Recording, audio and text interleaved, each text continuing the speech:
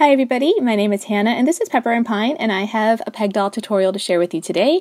I am using this book by Margaret Bloom called Making Peg Dolls as inspiration for this project. I'm going to be making a peg doll that's very similar to King Winter, but I have a slight alteration, and that is that I am going to add a Queen Winter to this.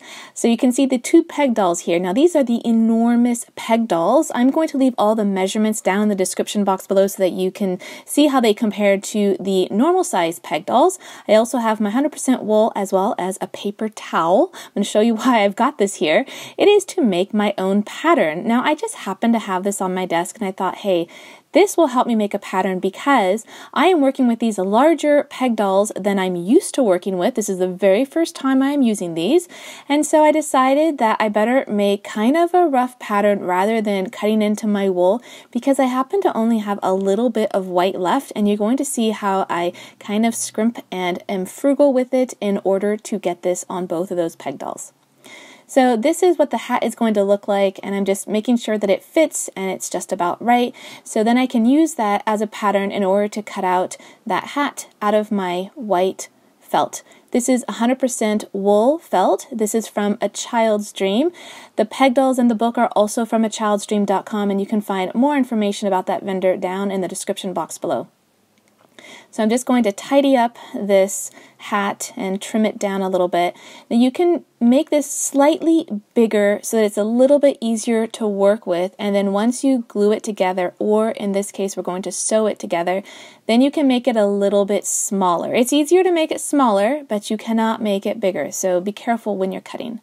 So we're going to do something really different. We are going to embroider on this hat, and I have my embroidery floss, pulled out a green one, and we're going to be making some holly and berries. So I'm going to separate my embroidery floss so that I've got 3 strands rather than the 6 strands. Now you could go even smaller if you wanted to. And then I've got my embroidery needle, and I am not going to tie this off. I'm just going to leave a little bit of a tail, and later on I'm just going to use my hot glue gun just to make sure that stays in place.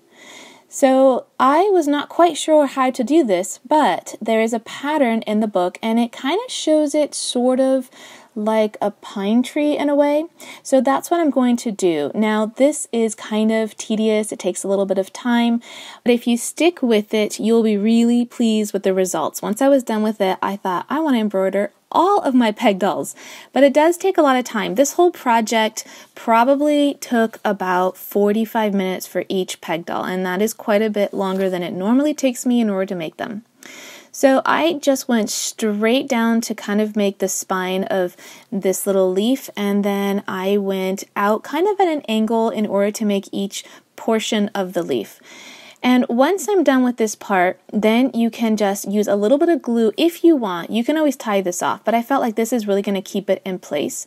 And then I'm just going to go and do the rest of my, trimmed it off there, but you really don't need to, because you want to go ahead and put a lot of these little leaves all over the lower part of this hat.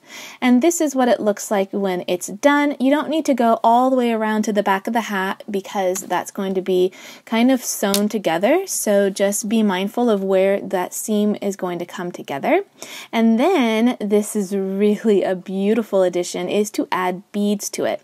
Now peg dolls in general tend to be choking hazards for little children, and adding little embellishments like this also increases the hazard for children, so do be very careful if your children are young. And also know that this is durable enough for most children, but if you find that you've got a child that you think is going to be pulling these off, you might want to reinforce them with some glue, or skip it entirely and just embroider the little berries with some embroidery floss rather than using some beads. Alright, so I'm going to be sewing this hat together, and you've already seen me struggle through this a little bit. The best way to do this is actually from the top down rather than doing it from the bottom up. So that is my first tip. The next thing is that rather than starting right at the little tip part, which is actually a little bit difficult to do, I would recommend sewing it together probably about a 1/4 inch down, and then you can come back up to the very tip and then sew it closed. So right now I'm about a 1/4 of an inch down, and I am trying to figure out how to sew this, and I've kind of done sort of a loop stitch so that part of the felt is over one piece. So I'm going to show you in detail here. It looks like it's just going straight through, but one piece of the felt is below the other side. So at this point I'm going to go right all the way back up to the tip, and I'm going to sew that little piece closed because it's sort of splayed out a little bit and I want it to be nice and tight. Now, I've never sewn these little hats before. I've always just glued them. Both are a little bit challenging, but the glue is a lot faster. Now, using hot glue really ensures that it's going to be nice and tight and durable. But the sewing as well is really durable as well. It just takes a lot longer to do. So you can see how much better it looks when you sew the little tip together. And now I'm just going to take my needle and go all the way back down to where I was sewing before. And now that I've sewn a little bit, it's a lot easier to continue and then just keep sewing it all the way down to the base. So here I am just almost at the end, and it's going pretty fast, and you can see that it gives a really nice look to have it sewn together. It's all done now, and you can see that it fits the peg doll perfectly. So the next thing we're going to do is work on his hair. This is going to be kind of the grandpa gnome, and I am using some wool. This is the first time I've used this wool that's a little bit more gray. It looks very natural. I've used white before, which works really well. However, using wool like this to make hair is a little bit challenging. The first thing is that it's a little bit difficult to arrange it the way that you want. The second thing is that adding glue is going to leave kind of an indentation in the wool. Since this is going to be under the hat, it's not such a big deal, but I'm going to show you the entire process of me trying to get his beard on, and that was a little bit challenging, but something kind of good happens from the glue, and you're going to see that a little bit later on in this video, where the glue actually makes it look like he's got a little mouth. It looks really cute in the end. So I'm trying to figure out whether to do the beard in two pieces, so having one piece go from ear to ear and then another piece that kind of comes down. Now, I've done this before with another peg doll, and I found that doing it from ear to ear first and then straight down doesn't look as natural as just putting a bunch of wool right up on the face and then just kind of inching it towards each ear. Now, I do this about 3 or 4 times until I get the right thickness and the right look. And in part, I'm being really careful not to put too much glue so that you don't see that glue through the wool, because it's so sparse that you're going to see right through it. I'm adding some eyes, and I'm really glad I did. Usually I don't put faces on my peg dolls and my finger puppets, but for this one I really wanted to, and it looks really charming. So I glued the hat on, and I got a little bit of extra glue on the side, but don't worry, it comes right out. You just don't want to smear it all over everything. So I was kind of careful about taking it off, and then I just trimmed off the rest of it. So don't worry about that when you get glue on stuff. The last thing I'm going to do is give him his little outfit. Now, I should have done this first because you're going to see me struggle trying to get the top part of his white outfit right underneath where the beard is. Now, working with the peg dolls versus the finger puppets, which I don't have one here to show you, but the neck portion is a little bit longer, a little bit more tapered in, so it's a little bit easier to get a nice look underneath the neck. Here it kind of all comes together kind of in a chunky manner. So it's not looking as good as I'd like it. So I'm going to come back in after it's glued, and I'm going to put little notches in the wool so that it can tuck under his neck a little bit better. Now this is proving a little bit difficult because I have already glued things in place and I already have his beard. When I work on the Mama Winter finger puppet or the peg doll, I am actually going to do her outfit first because I learned from this one that it's just a little bit too cumbersome to do it this way. Usually when I'm working with my finger puppets, I do start with the hair first. I feel like it just gives it a complete look before moving on to the outfit, but you can do either way. You can see there are challenges to doing it both ways. So I've added a little bit more for his beard. I keep kind of adding a little bit more and seeing how it is. And in this case with his outfit, I do want it a little bit longer than the base of the peg doll, but then you want to make sure that you have enough fabric to go around the whole base of the finger puppet or the peg doll so that he can stay upright and not tip over. Okay, so I've added a little bit more to his beard. Keep adding a little bit more till it's nice and thick.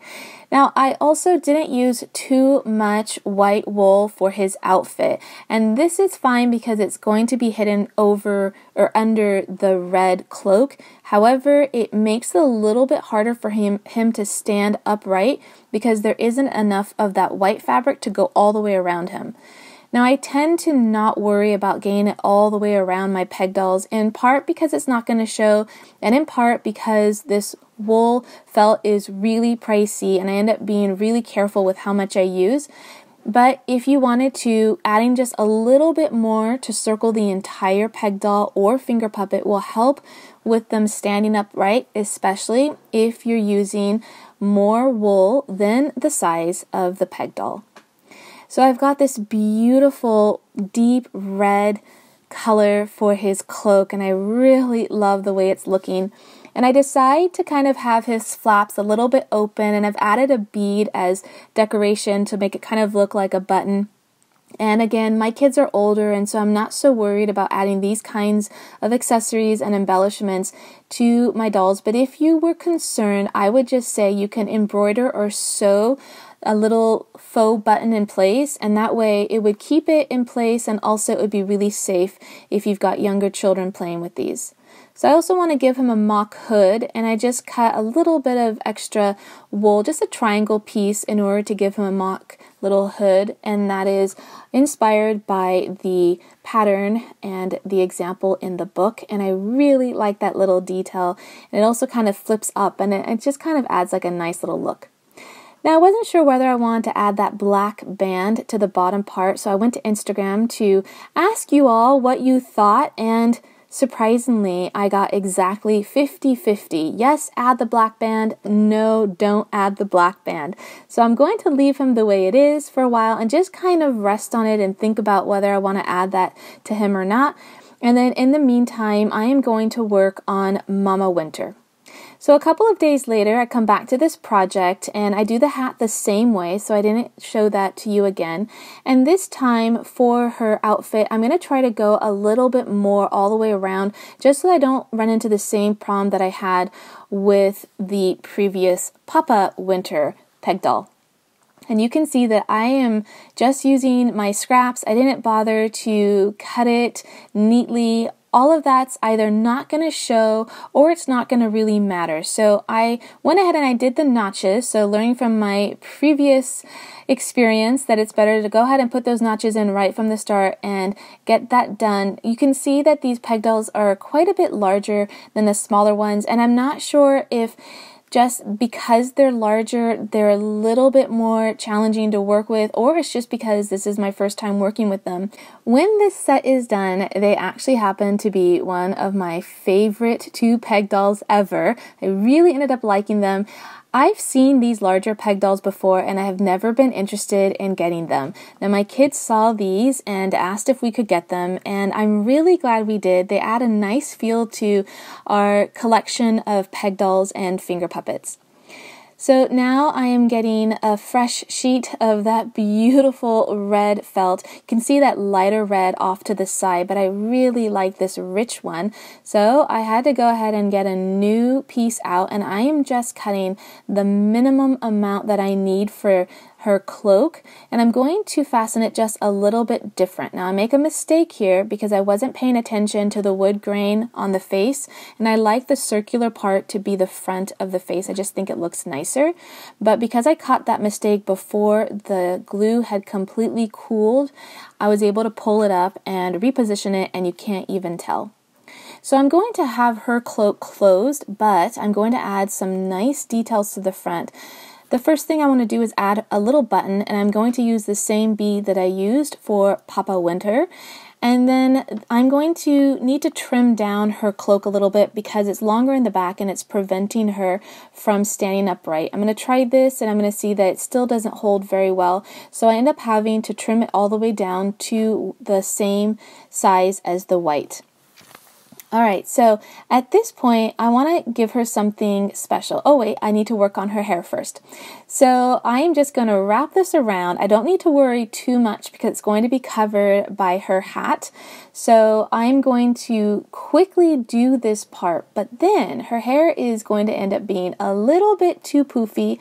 You're going to see that it doesn't look super nice once I get the hat on, and then I'm going to spend a whole lot of time trying to figure out how to get her hair a little bit less poofy. This is going to be a little bit challenging, again, for the same reason why working with the pop-out winter puppet was difficult, was because it's this wool that just goes everywhere, and anytime you add glue, it's going to go right through. It's going to leave that glue spot, so you have to be super careful about how you position your glue and get it kind of all out of the way. So I add a couple of eyes for her, the same as Papa Winter, and I end up having to erase them and redraw them a little bit lower.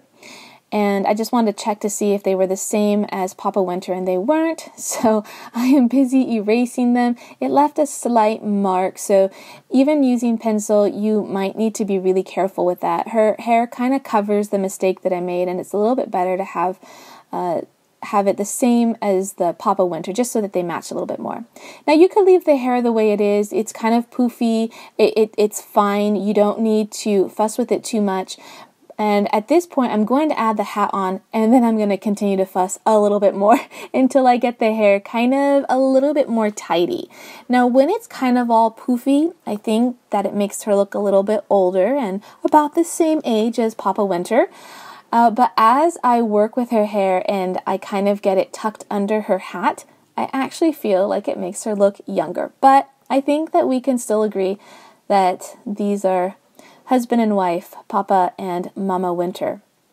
Now, Child's Dream sent me a few samples with my last order, and I am using some of this heathered felt. Now, I've never purchased this one before, and I haven't been a huge fan of the heathered colors, but I'm actually really, really liking it, so I think I might have to add that to our wish list for an upcoming order. Now, I'm not sure how I'm going to like this. I'm actually going to go ahead and commit to making that black band, but I want to just add a little bit of glue and kind of look at it and see if this is indeed something that I want. I decide to go ahead and put it aside while I work on something for Mama Winter. I am going to give her some embroidery across the white part of her outfit. This does take a while, and originally I had intended to do this before I glued her outfit on, but it turns out that it was really simple to do once I glued her outfit in place because there's no glue across the front, and actually this really gives me a good idea of where I should put all of these little holly leaves. This is going to take a little bit of time, and I'm going to just give her holly leaves all across the front and up to the top. But because she has her red cloak in place, I of course don't need to do this under the cloak. I added the beads, and I think it looks super beautiful and charming. I just want to show you the beads that I used for her. They differ a little bit from the beads that I used for Papa Winter. I think any of them would be fine. I happen to have these in my stash for when I used to work with beads and make bracelets, and so I'm really glad that they're coming in handy right now. So now I decided to add a little detail to Papa Winter. In the book, it shows some straight and curved beads across the bottom as a little bit of embellishment and accessory for that piece of black wool. And I only had some circular pieces, and I decided that will do. And anyway, his beard kind of covers a good portion of it. So I'm going to go ahead and sew these in place rather than glue them in place. When I've done that in the past with the glue, they've just popped right off. So sewing them in place does take a little bit of time. I am doing 2 loops of thread for every bead, and I think it looks really nice. It's a little bit crooked, I realize that now, and I'm going to try to kind of fix it, but it's not going to work because it's all sewn in place. I also decided to glue his little flaps down. If it was a mama peg doll, I wouldn't do that, but for the Papa peg dolls, I feel it makes it look a little bit more like it was its pants. And so These are the two. They are done. They are charming. They are gorgeous. They are on our winter nature table. Surprisingly, my daughter isn't as crazy about these as all of her other peg dolls, and so sadly, they are not getting played with as much as I expected. They are totally durable. They can totally be played with. Using hot glue really makes them durable for children. I've had some for 10 years and more, and they have all held up really well. I've left a playlist for some of our other finger puppets and peg doll tutorials. I hope you'll enjoy them, and don't forget that you can find me on a daily basis by visiting me on Instagram at Pepper and Pine.